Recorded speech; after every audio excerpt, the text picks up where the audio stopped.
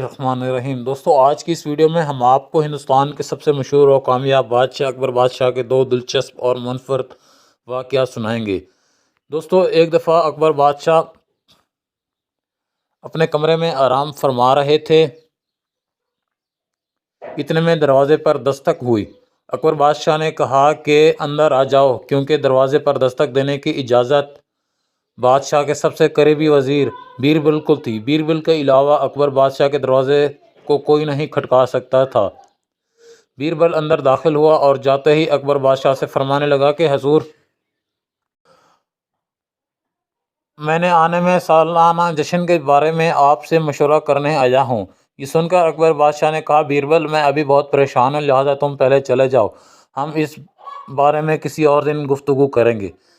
بیربل اکبر بادشاہ کی پریشانی کو بھانپ چکا تھا۔ بیربل نے کہا کہ حضور، آپ کی پریشانی کیا ہے؟ تو اکبر بادشاہ نے کہا، بیربل، تم میری زندگی کے بارے میں سب کچھ جانتے ہو کہ ایک تاجر جس نے مجھے ایک دفعہ دشمنوں کے ہاتھوں بچایا تھا، تاکہ جب دشمن نے مجھ پر حملہ کیا، اس تاجر نے مجھے اپنے تجارتی سامان میں چھپا دیا تھا۔ حالانکہ اس دشمنوں نے اس کا سارا سامان تباہ کر دیا تھا، لیکن پھر بھی اس نے میری جان بچائی تھی۔ لیکن اب وہ تاجر کسی خسارے کی وجہ سے بہت قرض میں ڈوب چکا ہے اور اس کا سارا کاروبار ڈوب چکا ہے، اور میں نے بھی سنا ہے کہ اب وہ جوئے اور نشے میں لگ چکا ہے۔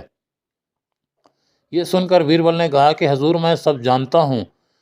یہ سن کر اکبر بادشاہ نے کہا، پھر آپ ہی بتائیں کہ آخر میں اپنے اس سب سے قریبی ساتھی کو اس برے کام سے کیسے روکوں؟ میں اس کو سزا بھی تو نہیں دے سکتا، کیونکہ اس سے بہت محبت کرتا ہوں، کیونکہ اس نے مجھے زندگی دی تھی۔ تو بیربل نے کہا، حضور، میرے پاس اس راستے کا ایک حل ہے۔ اکبر بادشاہ نے کہا کہ بتاؤ، کیا حل ہے؟ تو بیربل نے کہا کہ حضور، آپ اس تاجر کو اپنے پاس بلائیں اور سرکاری خزانے سے اس کا سارا قرض ادا کر دیں، اور اس کے بعد اس تاجر کو مزید تجارت کرنے کے لیے رقم نہ دیں، بلکہ اس کو اپنے ہی دربار میں کسی عہدے پر رکھ لیں، تاکہ وہ اس غلط محفل سے نکل جائے گا اور سیدھا راستے پر آ جائے گا۔ یہ ترکیب اکبر بادشاہ کو پسند آئی، تو اکبر بادشاہ نے اسی وقت اپنے ایک قریبی سپاہی کو بھیجا اور اس تاجر کو اپنے دربار میں بلا لیا۔ جب وہ تاجر دربار میں پہنچا تو اکبر بادشاہ نے اس کو اپنے گلے سے لگایا اور کہا، تم نے مجھے نئی زندگی دی تھی، اب میں تمہاری پریشانی کو حل کروں گا۔ پھر اکبر بادشاہ نے اس سے پوچھا کہ تمہیں کتنا قرض ادا کرنا ہے؟ اس نے اپنا قرض بتایا۔ اکبر بادشاہ نے سرکاری خزانے سے اس کو رقم دی کا حکم دیا، جس سے وہ اپنا قرض اتار سکے، اور اس کے بعد ایک بادشاہ نے کہا کہ تم اپنا قرض ادا کرنے کے بعد سیدھا دربار میں آنا، میں تمہیں اپنے دربار کا خاص ملازم تعینات کروں گا، میں تمہیں اپنا خاص مشیر تعینات کرتا ہوں۔ یہ سن کر وہ تاجر اکبر بادشاہ کے قدموں میں گر پڑا اور کہا، حضور، میں تو بھکاری بن چکا ہوں، میں آسمان سے زمین پر آ گیا تھا، لیکن میں نہیں جانتا کہ میرے کئی سال پہلے کی گئی نیکی میرے اتنے کام آئے گی۔ اکبر بادشاہ نے کہا کہ انسان کی گئی نیکی کبھی ضائع نہیں جاتی، لہٰذا تم چلے جاؤ، اپنا قرض ادا کرو اور واپس آ جاؤ۔ تاجر بازار چلا گیا، اس نے جس تاجر کا قرض دینا تھا اس نے قرض ادا کیا اور واپس آ گیا۔ اس کے بعد اکبر بادشاہ کا سب سے قریبی مشیر بن گیا تھا۔ اب جہاں بھی اکبر بادشاہ جاتا اس کے ساتھ بیربل جاتا، اور جہاں اکبر بادشاہ جاتا اس کے ساتھ وہ قریبی مشیر جاتا۔ جو کہ پہلے تاجر تھا وہ کبھی ساتھ جاتا۔ ایک دن اکبر بادشاہ بیربل اور اپنے قریبی مشیر کے ساتھ بازار سے گزر رہا تھا کہ اکبر بادشاہ نے دیکھا کہ ایک تاجر بوری گندم کے ساتھ 5 کلو کا باجرہ مفت میں دے رہا تھا۔ یہ دیکھ کر اکبر بادشاہ بڑا حیران ہوا اور اپنے اس قریبی مشیر سے پوچھا کہ اے میرے مشیر، بتاؤ، کیا اس تاجر کو اس بازار سے نکال دینا چاہیے یا پھر اس کو بازار میں اسی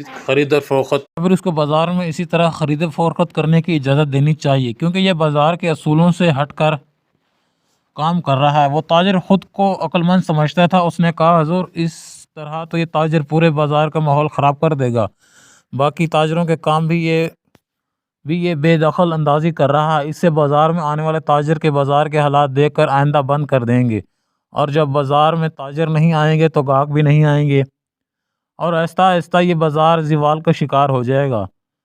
پھر اکبر بادشاہ نے بیربل سے کہا کہ تم بتاؤ کہ آخر اس تاجر کے ساتھ کیا کرنا چاہیے؟ اس نے کہا، حضور، میری نظر میں اس تاجر کو اس بازار کے اندر کام کرنا چاہیے۔ حضور، اگر باقی تاجروں کو بھی ایک بوری گندم کے ساتھ 5 کلو باجرہ دینے میں نقصان نہیں آتا تو وہ بھی دینا چاہیے تو دے سکتے ہیں، اس میں کوئی خلاف ورزی نہیں، لیکن اگر یہ تاجر دے رہا ہے تو نہ صرف اس سے بازار گاہکوں کی تعداد بڑھے گی بلکہ بازار کے اندر مہنگائی بھی ختم ہوگی۔ یہ سن کر اکبر بادشاہ نے کہا کہ بیربل تم درست فرما رہے ہو۔